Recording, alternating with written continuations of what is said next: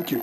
Let's Sorry, get to I want her to now, since he's pegged it, on speeding. What exactly is the FRSC doing about speed?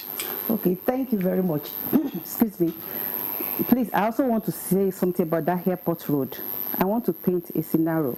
We have bridges, overhead bridges for pedestrian. But what you see is that pedestrian will prefer to cross the road instead of climbing the bridges. And now, most of the vehicles that are coming on a speed are not aware, probably, that, okay, maybe somebody will try to cross the road. Before you know it, we see that almost, just like you said, every week. But what do? I'm talking vehicle to vehicle. Now, okay, you are talking vehicle to vehicle. Crossing. And you talked about weekends. Now, you and I know what happens during weekends. We have parties. I'm not aware. We have people going for parties, occasions, clubbing, and the rest. Now, what we tell people, if you know that you want to drive, must you drink?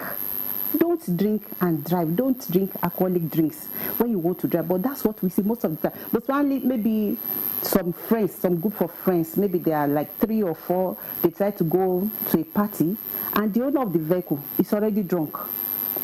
But the friend is supposed to prevail on him to say, oh boy, you're not going to be the one to drive. But because he's the owner of the vehicle, we tell them, no, I'm the one going to drive.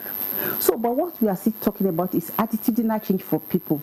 You know that this thing can cost your life. It can cost your life. It can cost other people's lives. So please, when you are, you should just know what you are doing on the road. What really is overspeeding? Tell us, what is the limit that, the FRSA tags as overspeeding? 1.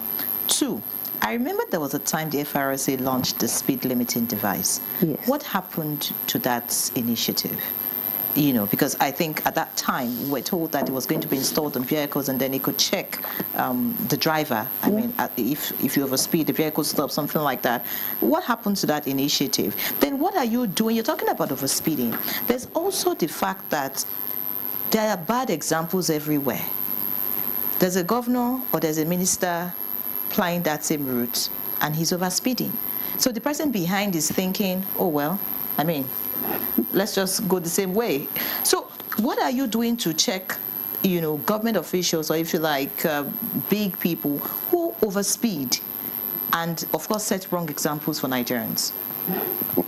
Okay, maybe I should pick it from the last one.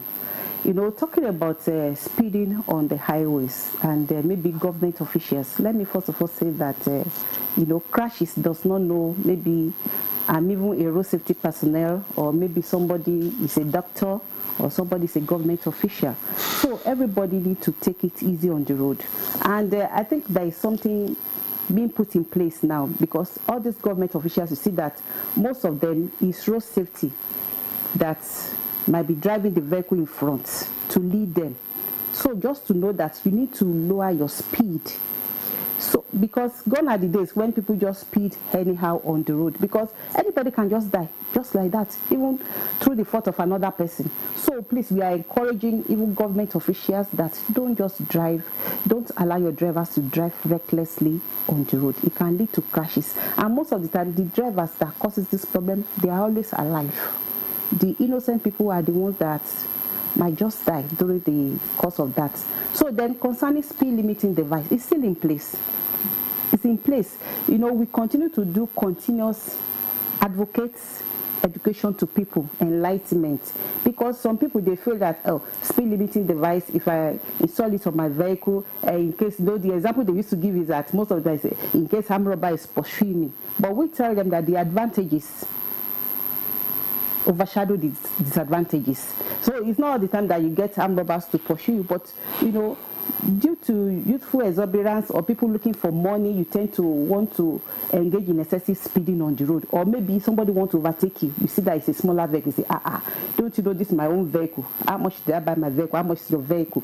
People to do as if they are in a competition on the road.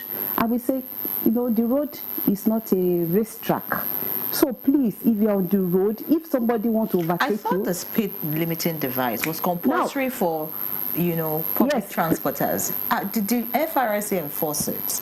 Yes, because now you're speaking like it's optional. No, it's not optional. It's not optional. What I'm saying is that some people up till now, they still feel that, why should I install it on my vehicle? So what has the FRSC done to those people? Yes, we do enforcement on that. We do enforcement and continuous advocacy visits to them and public enlightenment. And then talking about speed.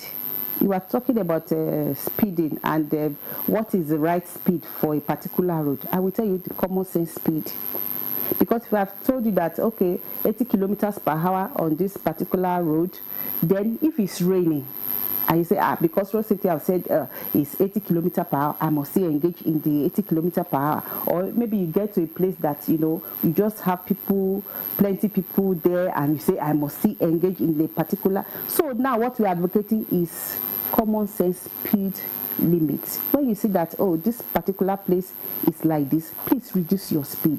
We tell you that you are speeding, engaging in excessive speeding, and I myself that is going on a normal speed, we get to the same place almost at the same time. Maybe 1 minute or 5 minutes difference before we get to the same place that we are going. So the right thing is for people to have the right mindset, have attitudinal change, and know that, a life you save today might be yours. If you just kill somebody that's supposed to be maybe a doctor that will still, take care of you when you're in the hospital, when we start having this mindset, a new mindset, a changed mindset, attitudinal change to know that, okay, where are we going, safe? Where are you actually going? Now, the